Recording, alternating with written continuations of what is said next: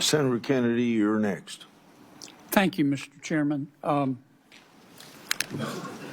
Thank you, Madam Secretary, for being here. President Trump, ably assisted by Mr. Stephen Miller, quickly in the President's second administration developed policies to secure our southern border, policies that you and the Department of Homeland Security implemented. And I congratulate all of you on your success. Properly vetting people at the southern border is not racist, is it? No. Could you answer for the record? No, it is not racist. Properly vetting people at the southern border is prudent, isn't it? Yes, sir, it is. And to do that, we need the Border Patrol, do we not? Yes, we do.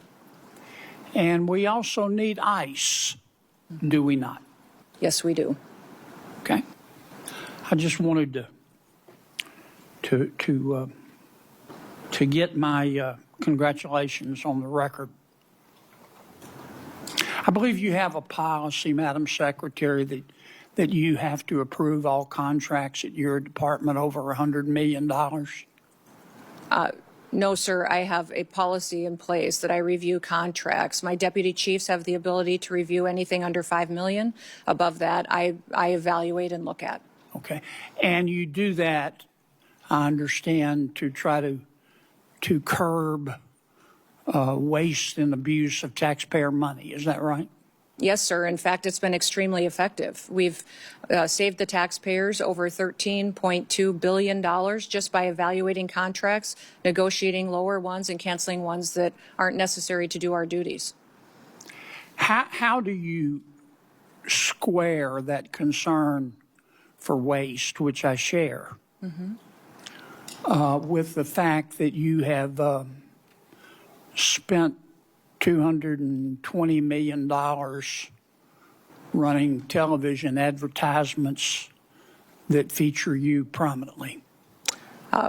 Sir, the president tasked me with getting the message out to the country and to other countries where we were seeing the invasion come from, with putting commercials out that told them that if they were in this country illegally, that they needed to leave, or we would detain them and remove them, and they'd not get the chance to come back to America the right way.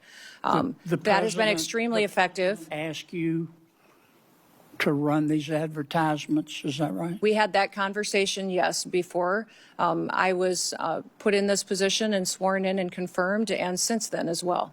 Okay.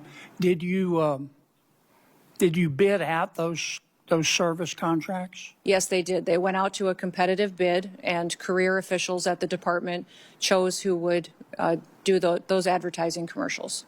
And the people that you ended up picking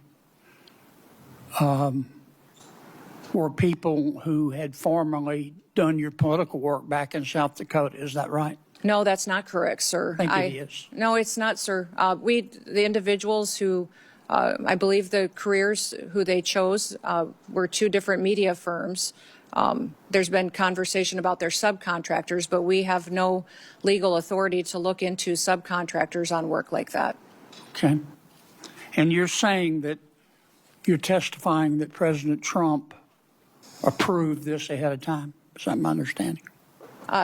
We had conversations about making sure that we were telling people. No, ma'am. I'm asking you, sorry to interrupt, but the president approved ahead of time you spending $220 million running TV ads across the country in which you are featured prominently. Yes, sir. We went through the legal processes, did it correctly. Did the president know worked with you were going to do OMB. this? Yes.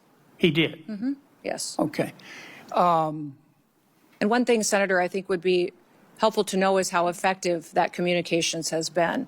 That Well, they were overwhelmingly effective in your name recognition. I mean, I personally just, I mean, to me, it puts the president in a terribly awkward spot. And And I'm not saying you're not telling the truth. It's just hard for me to believe, knowing the president, as I do, that you said, Mr. President, here's some ads I've cut, and I'm going to spend $220 million running them, that he would have agreed to that. I don't think Russ Vogt at OMB would have agreed to that. It's something we have to defend. I'm on the Appropriations Committee. My research shows that you did not bid them out, that you pick, in fact, one of the people you picked, the strategy group, Safe America Media was a company formed 11 days before you picked them, and that the strategy group got most of the money, and the head of that is married to your former spokesperson. Look, we all have friends who are qualified. I'm not quibbling with that. It troubles me. A fifth to a quarter of $1 billion of taxpayer money when we're scratching for every penny and we're fighting over rescission packages. I just can't agree with, Madam Secretary. Are you still running those ads? No, Senator, I did not have anything to do with picking those contractors. I know politicals at the Department of Homeland Security did. I understand. Are you Career still running officials those followed ads? the competitive bid process for Are you that. still running Everything those ads? I think the ads are due to end here in March, I think within a week or two. I'm not sure of the update. The one that is running is focusing on angel families. Have you seen that? It is the one that's talking about this is our why. This is why we work every day. Okay. It's for the angel families and their victims that need to. After the two killings in Minneapolis, and I think